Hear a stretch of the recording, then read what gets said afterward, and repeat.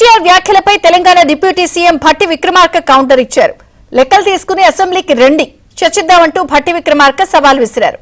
నోరింది కదా అని ఏది పడితే అది మాట్లాడితే ఎలా అంటూ మండిపడ్డారు.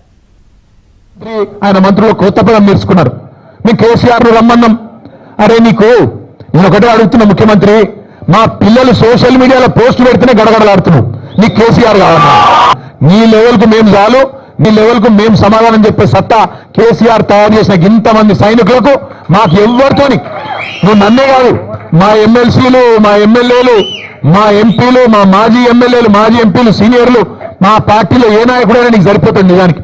కానీ నువ్వు ముచ్చటపడుతున్నావు, పేరు తీసుకున్నావని నేను వచ్చినా, మళ్ళా నువ్వు ఎప్పుడు పిలిచినా వస్తా. లేదా నీకు చర్చ చేసే ధైర్యం లేదు. స్పీకర్ గారిని అడ్డం పెట్టుకొని మైక్ కట్ చేసుకుంటా అసెంబ్లీలే టైంపాస్ చేస్తా అంటే అది కూడా ప్రజలు చూస్తా ఉన్నారు.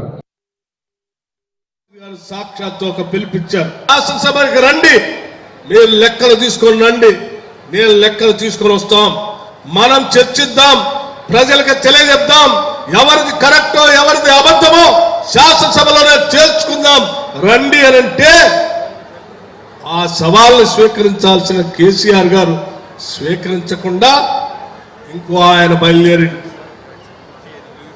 నేను వస్తానని ఆ ప్రెస్ క్లబ్కి వచ్చింది. ముఖ్యమంత్రి గారు చెప్పింది ఏంది, మీకు అర్థమైంది ఏంది?